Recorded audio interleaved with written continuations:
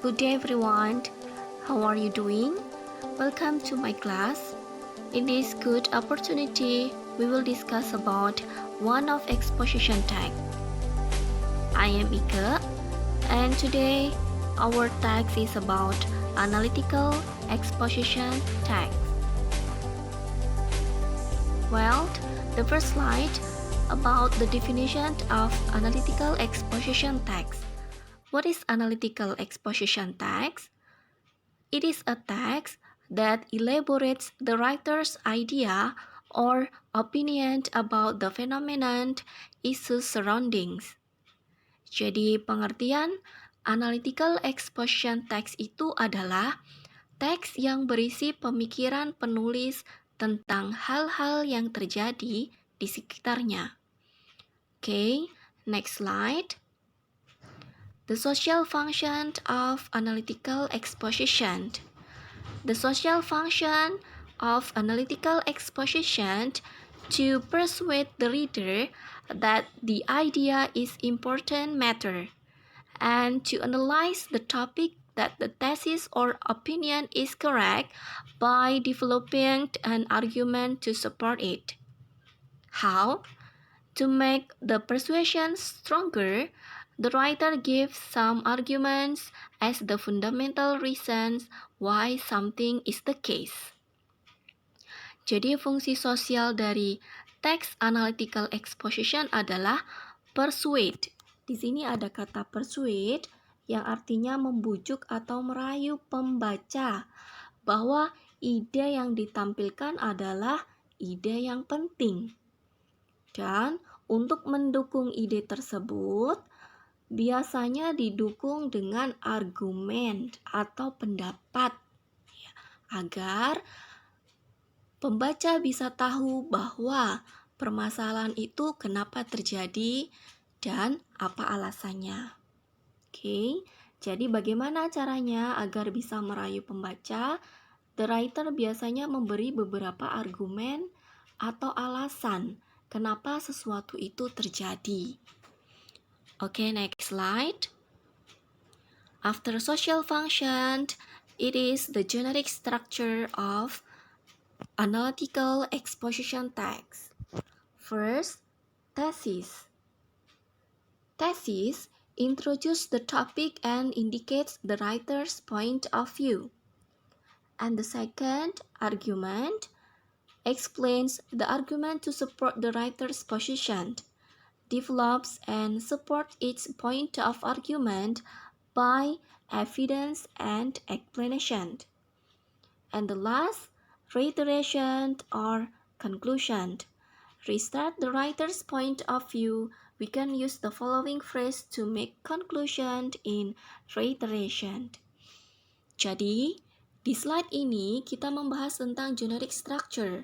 Generic structure itu adalah struktur teks pada analytical exposition, struktur atau bagian-bagian teksnya.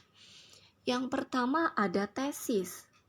Biasanya paragraf pertama di situ ada tesis yang isinya memperkenalkan topik yang akan dibahas. Setelah tesis, struktur yang kedua adalah argumen. Argumen ini isinya pendapat yang dibuktikan dengan penjelasan, ya, pendapat untuk mendukung dari topik yang isinya penjelasan penjelasan dari penulis. And next, struktur yang ketiga adalah reiteration atau conclusion, kesimpulan. Setelah tesis, kemudian diberikan pendapat atau argumen, kemudian yang terakhir adalah kesimpulan. Kesimpulan yang diambil dari paragraf pertama dan paragraf kedua. Okay, next. Language feature or characteristics of analytical exposition. First, analytical exposition text use simple present tense and present perfect. Second, use words that express writer's feeling. Then use conjunction, and enumeration is sometimes necessary to show the list of given arguments For example, firstly, secondly, finally, etc. Pada slide ini, kita membahas tentang language feature atau karakter dari analytical exposition text. Ciri-ciri teks analytical biasanya yang pertama menggunakan simple present tense dan present perfect.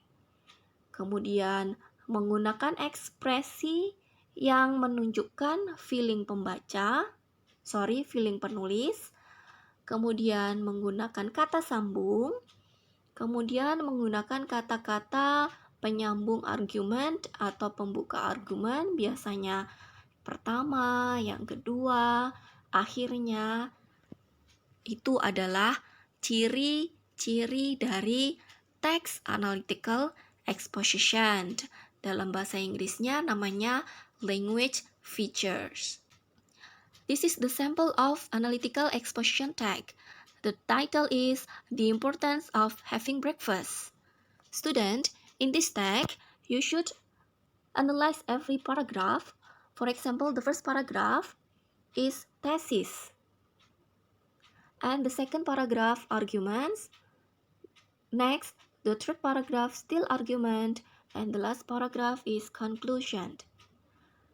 You can read by yourself, student. In the first paragraph, in a busy morning, people tend to skip their breakfast. Actually, there are many benefits of having breakfast. Here are 2 reasons why it is important.